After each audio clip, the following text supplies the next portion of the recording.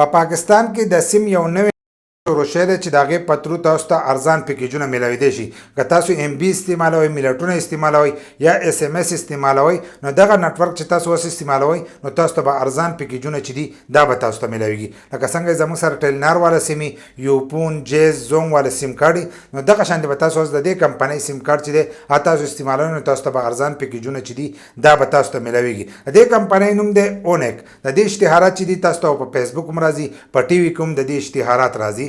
خو حالن ساعت چې دی د دې ټاور نه دی لګېدلی، لکه یو ځای کې هم د دې ټاور چې دی دا نه دی لګېدلی. خو دا سیم کارډ چې تاسو په کې کېدی نو دا د یوپون سیګنل چې دی هغه راټینګوي. لکه تاسو ته بالته کې د یوپون هغه سیګنل چې دی دا به شو کېږي.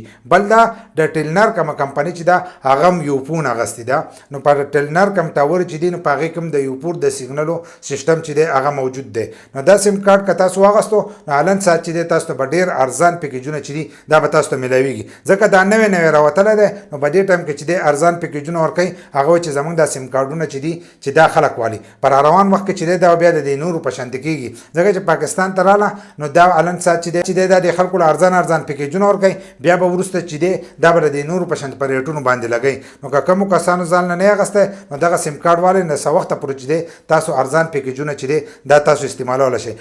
دا سیم کارډ چې تاسو والی نو دا به د ویب سایټ په تر باندې تاسو آرډر کوئ، نو هغه به تاسو کور ته رارسي او هلته کې به تاسو له رجسټر کوئ. چې تاسو رجسټر کو په خپل موبایل کې کېښودلو نو بیا به تاسو ته ارزان پیکیجونه چې دي دا به تاسو ته میلاویږي. ځکه حالن ساعت نوی دی نو تاسو د دې نه چې دی پیدا اخیستی شئ. پر روان وخت کې به بیا د دې نورو په شانتې دا کېږي. نو که کومو کسانو نه یې اخیستلی نو د اوس نه یې ځانه آرډر کوئ چې تاسو ته هم میلاو شي د ارزان پیکیجونو نه چې دی تاسو خوند والئ.